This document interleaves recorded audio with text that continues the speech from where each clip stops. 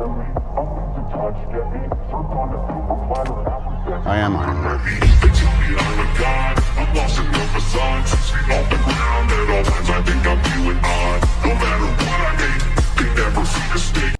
Right, so welcome to Gedgehammer Reviews. We don't just review the movies here, we relive every moment that made us fall in love with cinema.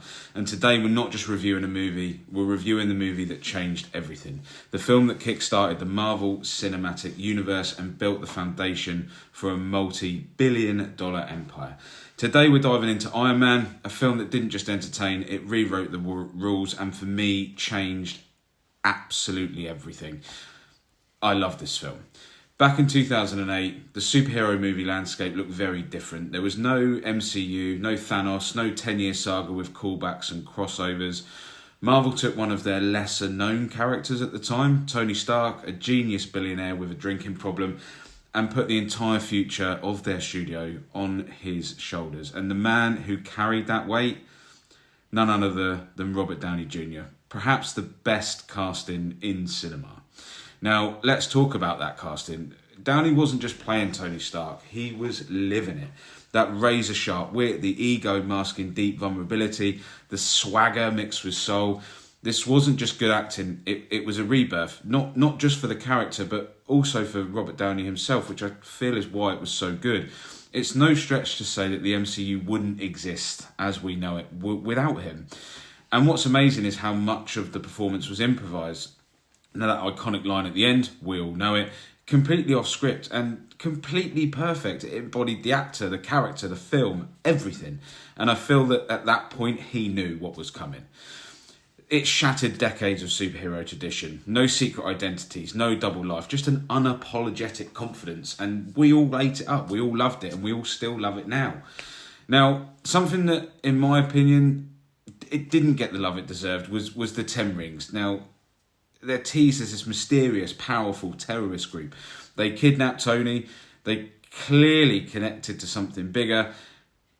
And they kind of then just disappear. And at the time, it felt like a real missed opportunity, especially watching the show as a kid and realising how the Mandarin and all linked in. But years later, obviously, that was fixed in Shang-Chi. And we saw the scale of this group. And it makes even more rewarding to watch this film again and see how they've developed it. I just wish it took them less than 13 years to get to it.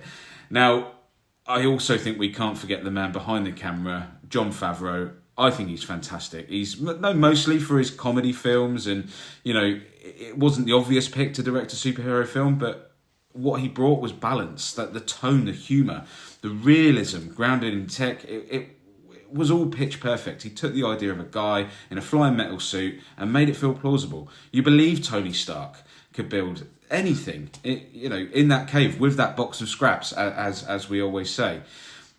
And those suit-up scenes, I think, instant classics. The raw mechanics of the sparks flying, the display inside the helmet, it all felt so real. You felt the weight of the armour. You felt every upgrade as it came through. And when that final suit powers up for the first time, it's just gold. I still get goosebumps talking about it now. Now, there's one area where this film stumbles, and I think it's the villain. And a lot of Marvel movies suffer this. Obadiah Stane, played by the excellent Jeff Bridges. It's fine, it's a solid performance. There's a personal connection to Stark. It works, but in the end, it's just another evil version of the hero. And I think this may be coming from a hindsight perspective, but it is perhaps a bit cliche. That said, it is forgivable because the focus here isn't about stopping some world-ending threat. It's about Tony Stark becoming Iron Man and building that foundation. And for that, I think the film absolutely nails it. It's perfect, in my opinion, in terms of how it sets it up. Not a perfect movie, but a perfect setup. The heart of this movie isn't just in the action, it's in Tony's evolution from an arms dealer profiting off of war to a man willing to risk everything to fix his mistakes. It's redemption, it's responsibility, and it's done with style, and we all live through that. So, is this film perfect? No, it's not a perfect film, but what it is absolutely essential. It changed the industry. It redefined what a superhero film could be, and it laid the groundwork for everything that followed.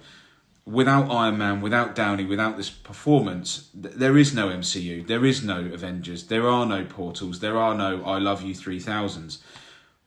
this was the spark, and what a spark it was.